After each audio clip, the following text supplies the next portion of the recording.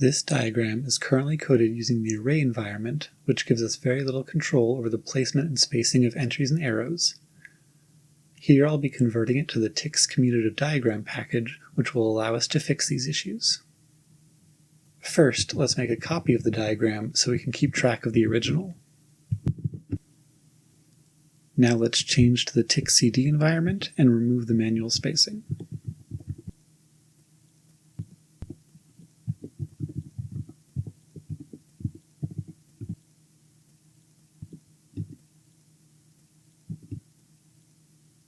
Arrows in TIX are given by the \AR command, followed by options and brackets, most importantly, the direction of the arrow.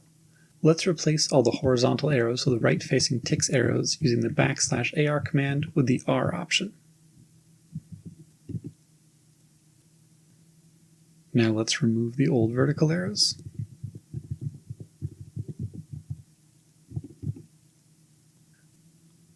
We want equalities down the second column, so let's add those using the D and equals options.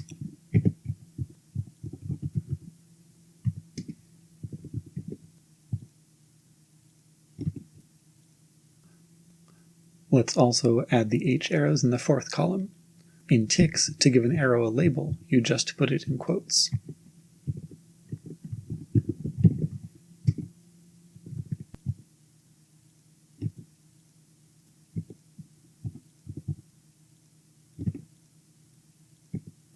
Before we start on the middle arrows, it would be nice if the middle column was aligned at the wedge. To give options for a specific entry of the diagram, we need to wrap it in bars. Let's shift it to the left by 10 points using the xshift option.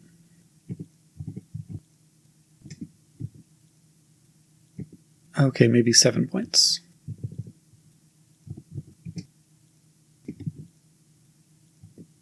That looks good. For the middle column, we'll start by adding in the fmaps.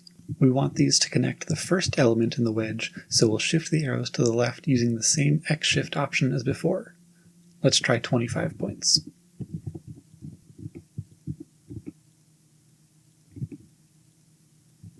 That looks good. Let's do the same for the F1 arrow. Here the arrow is slanted because we shifted the entry above it to the left. This isn't a problem because TIX lets us manipulate the ends of the arrows individually using the start and end anchor keys. Let's shift the start of this arrow to the right. And it looks like that's a little bit too much. It turns out we actually need to use half the shift from before. And that looks good, except that now our arrow is a little bit too far to the left, so let's bring that -25 to -23.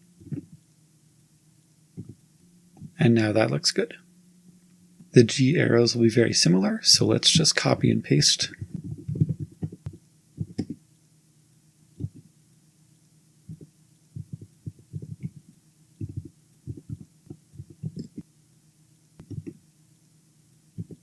And that looks good again. It would be nice if we had a little more room on the inside of that middle square, so let's use the swap option to put the F labels on the left side of the arrows.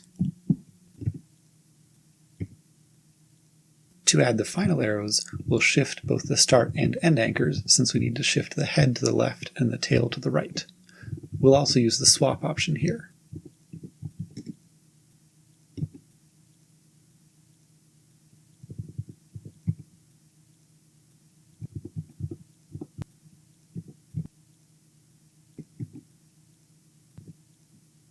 Finally, it would be nice if those beta labels were a little bit closer to the arrow. The outer step option controls the spacing between the arrows and the labels, so let's try setting that to 0. That didn't seem to have an effect, so let's try -2. That looks good, so let's do the same for beta 1.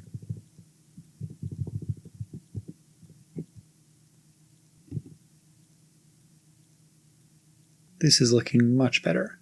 Now we just need to add the vertical dots back in.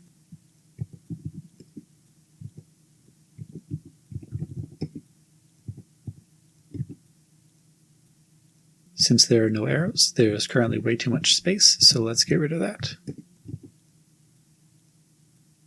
All right, and I think this is looking pretty good.